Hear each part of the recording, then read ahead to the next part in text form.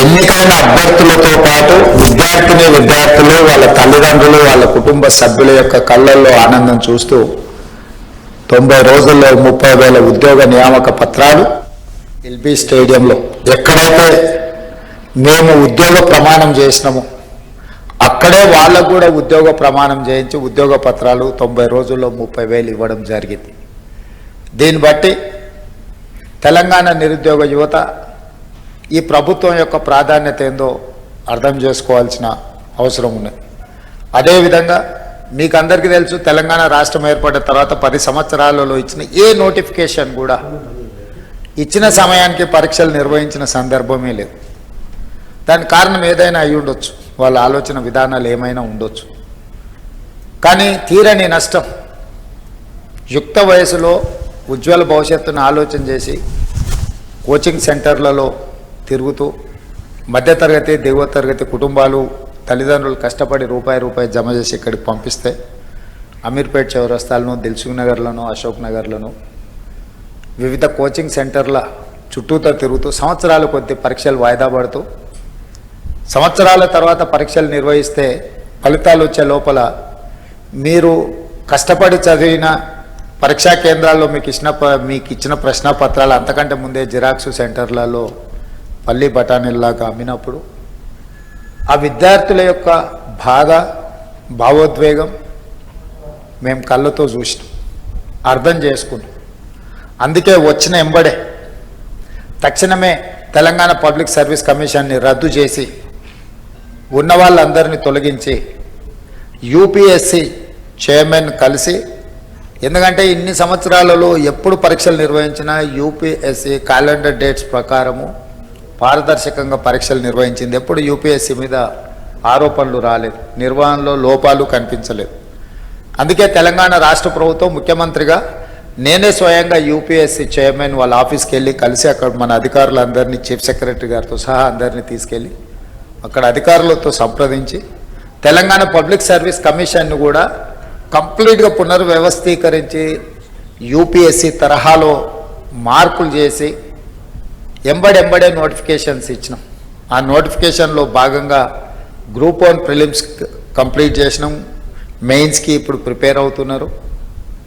నిన్నటి నుంచి డిఎస్సి పరీక్షలు నిర్వహించడం 11,000 పై పోస్టుల వాటి పరీక్షలు నిర్వహణ మొదలైంది. Group 2 and group 3 November and డిసెంబర్లో పరీక్షలు నిర్వహించడానికి పిల్లలు సహేతుకమైన ఆలోచనతో గ్రూప్ 2 అండ్ 3 సిలబస్ సేమ్ ఉంటుంది. మేము ఇప్పుడు డిఎస్సి పరీక్ష రాసినంబడే గ్రూప్ 1కు ప్రిపేర్ అవుతాం, మళ్ళీ గ్రూప్ 2 ప్రిపేర్ అవ్వడానికి కష్టం అవుతుంది అని అంటే వాళ్ళు చెప్పిన సమస్యలో కొంత విషయం ఉన్నది. కాబట్టి మా బట్టి విక్రమార్క గారు ఎంబడే public service commission chairman Mahender Reddy గారితో మాట్లాడి ఈ విధంగా విద్యార్థులు లేవనెత్తుతున్నారు, ఇందులో కొంత విషయం ఉన్నది, మీరు ఆలోచన చేయండి అంటే తక్షణం పబ్లిక్ సర్వీస్ కమిషన్ కూడా గ్రూప్ 2 పరీక్షల్ని గ్రూప్ 3 పరీక్షలతో పాటు నవంబర్ అండ్ డిసెంబర్లో నిర్వహించడానికి ముందుకు వచ్చింది. నేను ఎందుకు ఇవన్నీ మీతో పంచుకుంటున్నా అంటే ఇవాళ ఈ ఎగ్జామ్స్కి అంతా ప్రిపేర్ అవుతున్నదంతా మీ సహచరులు, మీ ఏజ్ గ్రూప్, లేకపోతే మీ బంధువులో, మీ ఫ్రెండ్సో, మీతో పాటు సేమ్ స్కూల్లో కాలేజీలను చదువుకున్నారు. ఈ ప్రభుత్వానికి మొదటి ప్రాధాన్యత నిరుద్యోగ సమస్యను పరిష్కరించడము. నిరుద్యోగ సమస్యను పరిష్కరించాలంటే ప్రభుత్వం మీద వాళ్ళకు విశ్వాసం, నమ్మకం ఉండాలి.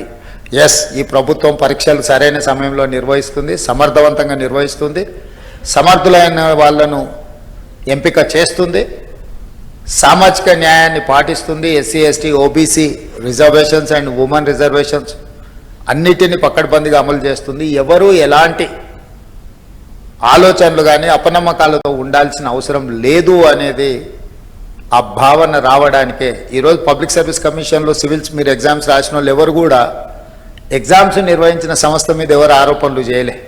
ఎందుకంటే ఆ సంస్థ మీద మీకు నమ్మకం ఉంది కాబట్టి మీ కాన్సన్ట్రేషన్ అంతా, మీ ఫోకస్ అంతా మీ ప్రిపరేషన్ మీద ఉంది. కానీ దురదృష్టవశాత్తు తెలంగాణలో గత 10 సంవత్సరాలలో ప్రతిసారి విద్యార్థులు పరీక్షలకు ప్రిపేర్ అయ్యేదానికంటే నిర్వహిస్తున్న సమస్య మీద కొట్లాడడానికి, ప్రభుత్వం మీద ఆరోపణలు చేయడానికే చాలా సమయం వాళ్ళది అందులో పోతుంది.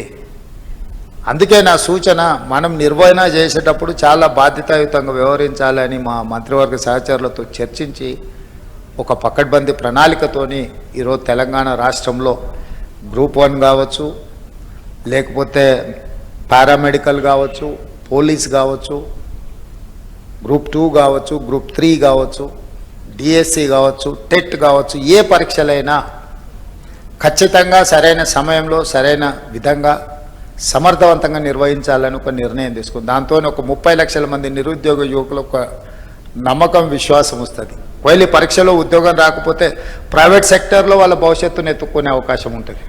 నిర్వహించకపోవడం వల్ల, ఆలస్యం చేయడం వల్ల ఈ పరీక్షలు రాయాలన్న ఆలోచనతో లైఫ్లో అత్యంత విలువైన కాలాన్ని వాళ్ళు కోల్పోతున్నారు.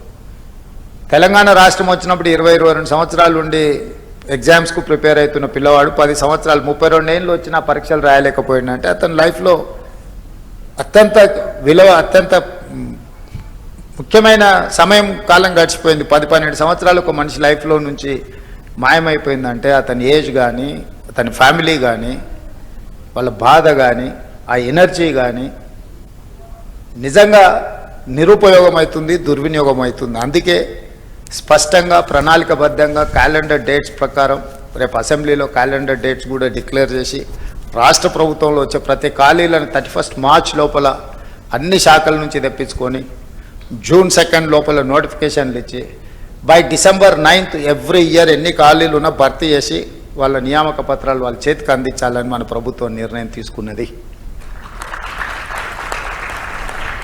ఈరోజు మిమ్మల్ని ఇక్కడికి పిలిచి మేమందరం కంప్లీట్ మంత్రివర్గం, మామూలుగా మా బలరాం నాయక్, సింగరేణి అధికారులను, బట్టి విక్రమార్క గారు చెప్పి వాళ్ళ ఆఫీస్లో కూడా మిమ్మల్ని పిలిచి చెక్లు ఇచ్చి పంపించి ఉండొచ్చు.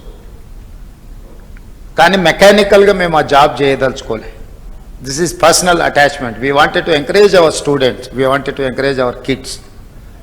Why? Because we have depended on youth. So మిమ్మల్ని అందరినీ ప్రత్యక్షంగా ఇక్కడికి పిలిపించి మిమ్మల్ని కలిసి మేమిచ్చే ఈ టోకెన్ మీ అవసరాలను పూర్తిగా తీరుస్తుందని నేను చెప్పను. కాకపోతే మీకు ఒక నమ్మకం కలుగుతుంది, ఎస్ తెలంగాణ ప్రభుత్వం మాతో ఉంది, మమ్మల్ని గుర్తించింది. మిమ్మల్ని గుర్తించడం ద్వారా లక్షలాది మా విద్యార్థులకు ఒక సందేశాన్ని పంపదలుచుకున్నది మా ప్రభుత్వం. ఎస్ మీరు కష్టపడితే ఈ ప్రభుత్వం మిమ్మల్ని పిలిచి పర్సనల్గా కలుస్తుంది, మిమ్మల్ని అభినందిస్తుంది, మీ భుజం తడుతుంది అని ఒక సందేశాన్ని ఇవ్వడం కోసం రాష్ట్ర ప్రభుత్వం మంత్రివర్గం అంతా కదిలొచ్చి, ఇదే మంత్రివర్గ సమావేశం కాదు, మీ స్టూడెంట్స్కి ఇచ్చే చిన్న ఏమంటారు గెస్ట్. అయినా ఎందుకు ఇంతమంది మంత్రివర్గ సహచరులందరినీ ఈరోజు ఈ వేదిక మీద కూర్చోబెట్టినామంటే మీ ద్వారా తెలంగాణ రాష్ట్రంలో ఉన్న నిరుద్యోగ యువకులకు ఒక నమ్మకం, విశ్వాసం కల్పించాలనేది మా ఆలోచన. ఇది మా బాధ్యత. మా బాధ్యత నెరవేర్చుతున్నాము అని నెరవేర్చడమే కాదు, నెరవేర్చినట్టు కనిపించాల్సిన బాధ్యత కూడా ప్రభుత్వాల మీద ఉంటుంది. అందుకే ఈరోజు మిమ్మల్ని అందరినీ ఇక్కడికి పిలిచి సింగరేణి సంస్థ ద్వారా మీ చదువులకి అంతో ఇంతో సహాయం అవుతుంది. ఇందులో చాలామంది డబ్బులు అవసరం లేని వాళ్ళు కూడా ఉండొచ్చు. కాకపోతే ప్రభుత్వం వైపు నుంచి మిమ్మల్ని అభినందించడానికి ఇది ఒక మంచి మార్గంగా ఆలోచన చేసి ఈ కార్యక్రమాన్ని ఏర్పాటు చేసినాం. తప్పకుండా ఇక్కడికి వచ్చిన 41 మంది విద్యార్థులు అందరికందరూ సెలెక్ట్ అయ్యి మళ్ళీ టాప్ ర్యాంక్ తీసుకొని తెలంగాణ స్టేట్కే, తెలంగాణ ప్రజలకే, మన వాళ్ళకే సేవ చేయడానికి ఇక్కడ సర్వీస్లో జాయిన్ అవుతారని ఆశిస్తూ కష్టపడండి.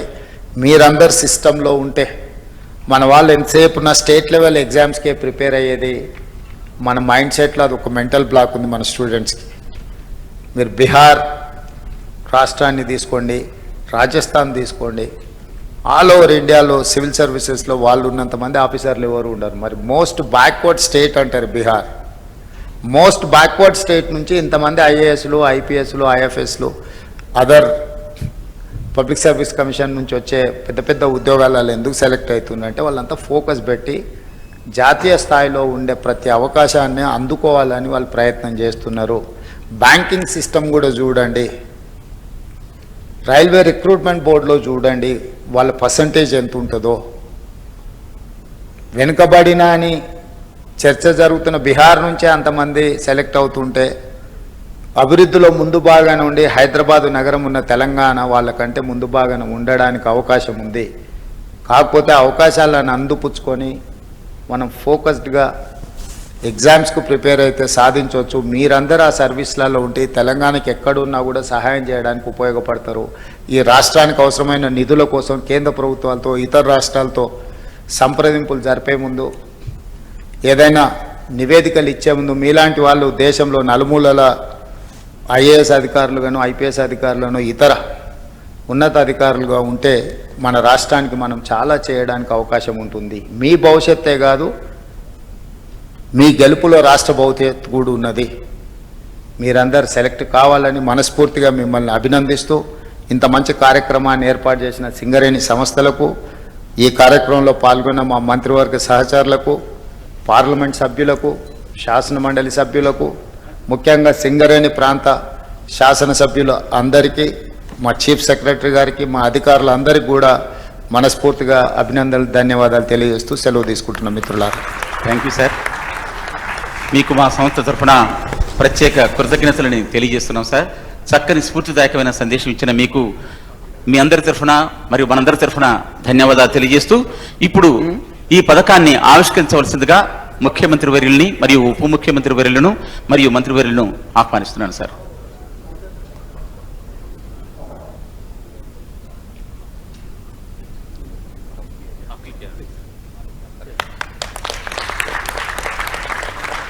రాజీవ్ గాంధీ సివిల్స్ అభయ హస్తం for mains aspirants of UPSC civil services examinations.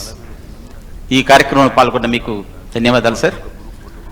ఈ సందర్భంగా ఈ కార్యక్రమాన్ని నెక్స్ట్ అంటే తర్వాత సివిల్స్గా అపేర్ అయ్యేటువంటి వారికి ఈ పథకం వర్తింపజేస్తూ మా సింగరేణి సంస్థ తీసుకున్న ఈ నిర్ణయాన్ని మీరు ఆహ్వానించి ఈ కార్యక్రమంలో మీరు పాల్గొన్నందుకు ధన్యవాదాలు తెలుపుతూ, ఇప్పటికే సివిల్స్లో పరీక్షలు పాస్ అయ్యి ఈ కార్యక్రమంలో 41 మంది ఆల్రెడీ ఎన్నికైన విద్యార్థులు కూడా ఉన్నారని మా అధికారులు చెప్తున్నారు. వాళ్ళకు మరొకసారి మనస్ఫూర్తిగా తెలంగాణ రాష్ట్ర ప్రభుత్వం నుంచి అభినందన తెలియజేస్తున్నారు. వీరంతా తెలంగాణ బిడ్డలు సార్.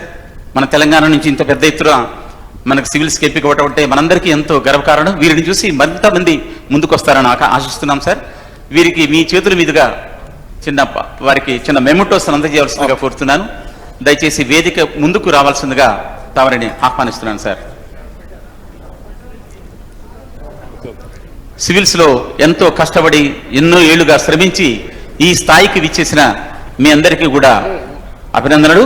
ఒక్కొక్కరు పిలుస్తుంటాను, దయచేసి వెంటనే రావాల్సిందిగా కోరుతున్నాను.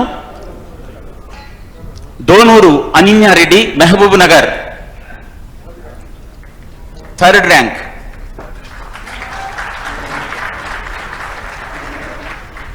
నందల సాయి కిరణ్, కరీంనగర్. కేఎన్ చందన జహ్నవి, హైదరాబాద్.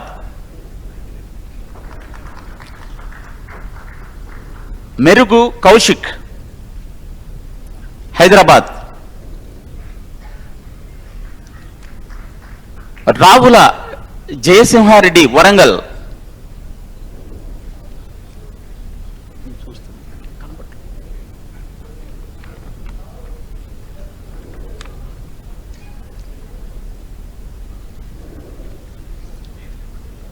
జి సాహి దర్శిని, చెప్పిస్తున్నా సార్. పెంకీసు ధీరజ్ రెడ్డి, నల్గొండ.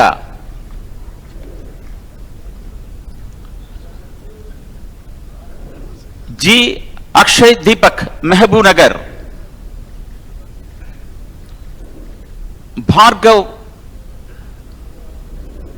భార్గవ్ వెన్నెలకంటి, హైదరాబాద్.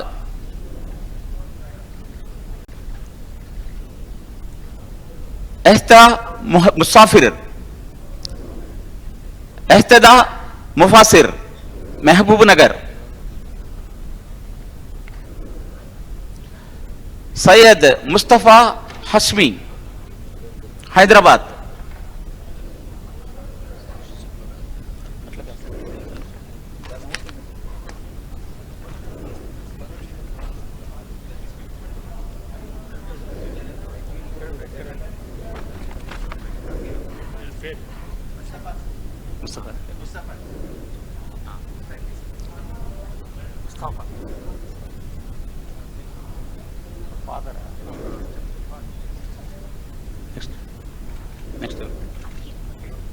అఖిల్ బుద్ధి అఖిల్ సిద్దిపేట. మేఘనారి మీ పేరేంటి? తనుష్క సార్. మేఘన హైదరాబాద్. బన్నా వెంకటేష్ జనగాం.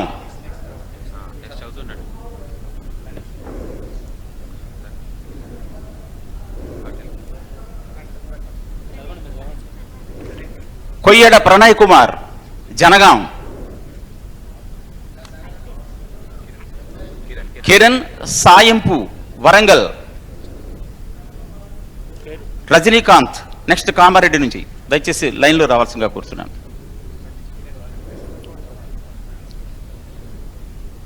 యశ్వంత్ నాయక్ నాగర్ కర్నూల్.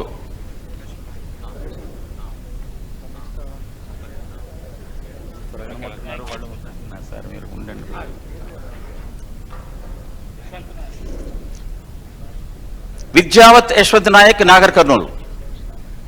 మెదక్ నుంచి కె అర్పిత.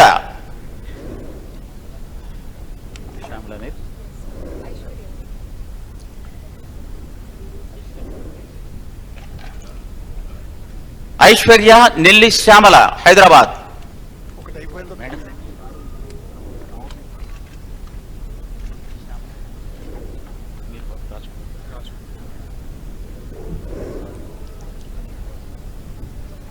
నెక్స్ట్ కాగజ్ నగర్ నుంచి చౌహాన్ రాజ్ కుమార్.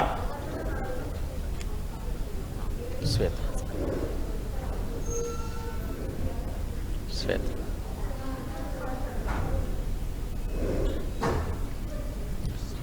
గాదె శ్వేత హైదరాబాద్.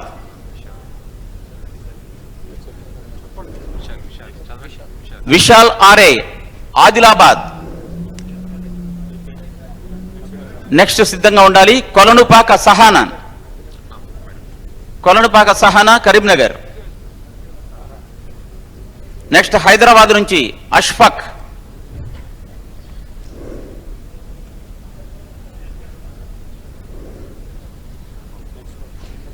ఆదిలాబాద్ నుంచి రేకుల్వార్ శుభం.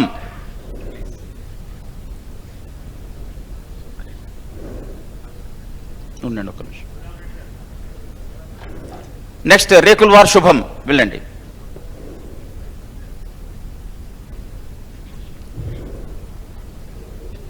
అనిల్ కుమార్ అండి. వరంగల్ నుంచి కోటే అనిల్ కుమార్. నెక్స్ట్ హైదరాబాద్ నుంచి అభినంద్. నెక్స్ట్ ఆదిలాబాద్ నుంచి సందీప్ కుమార్ ఆథా. రాలేదు ఆథా సార్, రాలేదు సార్. కె శశికాంత్ రంగారెడ్డి మహబూబ్ నగర్. మీనా హైదరాబాద్ నుంచి నెక్స్ట్ కేసారపు మీనా.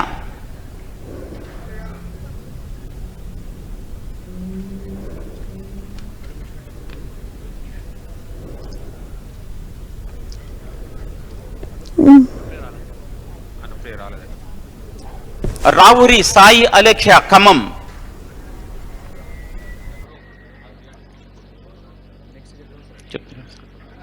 వరంగల్ నుంచి భూక్య అనంత్.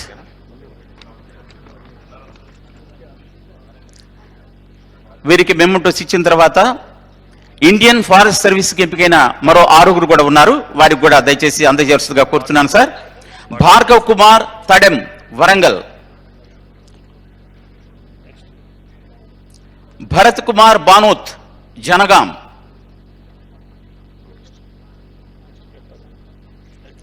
ఆ తర్వాత రెడీగా ఉండాల్సిగా కోరుతున్నాను. పోరిక లవకుమార్ వరంగల్. హనుమకొండ నుండి అనూష కొల్లి.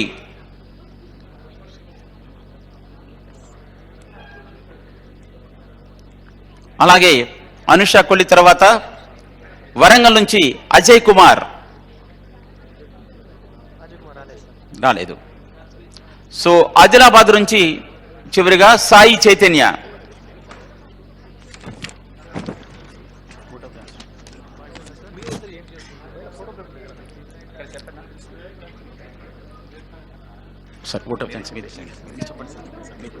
శ్రీ రోనల్ రాజ్ గారు ఈ సందర్భంగా ఓట్ ఆఫ్ థ్యాంక్స్ సమర్పించవలసిందిగా ఆహ్వానం. So I thank Honorable Chief Minister and Deputy Chief Minister for launching this program. Thank you very much. దయచేసి అందరూ కూడా సివిల్స్ వారందరూ కూడా బయట ఫోటోగ్రఫీ ఉందండి, గ్రూప్ ఫోటో, దయచేసి వీరు వెళ్ళి అక్కడ ఉండవలసిందిగా కోరుతున్నాను.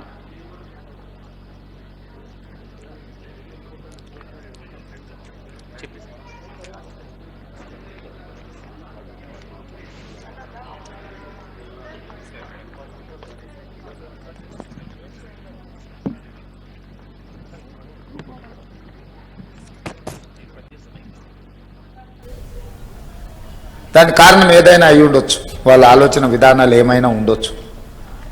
కానీ తీరని నష్టం, యుక్త వయసులో ఉజ్వల భవిష్యత్తును ఆలోచన చేసి కోచింగ్ సెంటర్లలో తిరుగుతూ మధ్యతరగతి ఉన్నది. అదేవిధంగా మీకు అందరికీ తెలుసు, తెలంగాణ రాష్ట్రం ఏర్పడిన తర్వాత 10 సంవత్సరాలలో ఇచ్చిన ఏ నోటిఫికేషన్ కూడా ఇచ్చిన సమయానికి పరీక్షలు నిర్వహించిన సందర్భమే లేదు. దానికి కారణం ఏదైనా అయి ఉండొచ్చు, వాళ్ళ ఆలోచన విధానాలు ఏమైనా ఉండొచ్చు.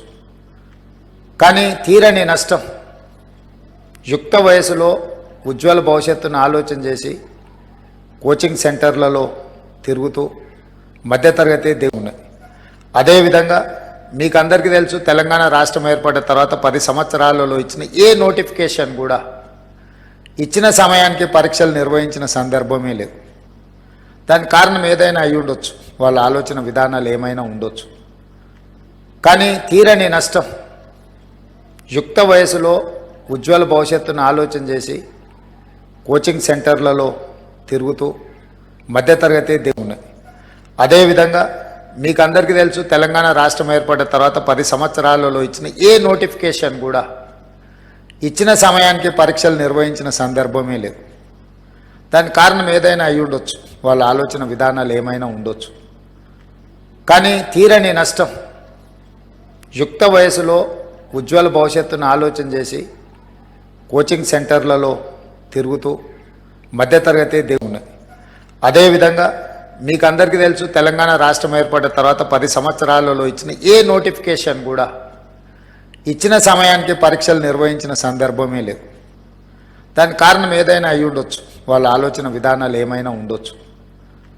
కానీ తీరని నష్టం, యుక్త వయసులో ఉజ్వల భవిష్యత్తును ఆలోచన చేసి కోచింగ్ సెంటర్లలో తిరుగుతూ మధ్యతరగతి ఉన్నది.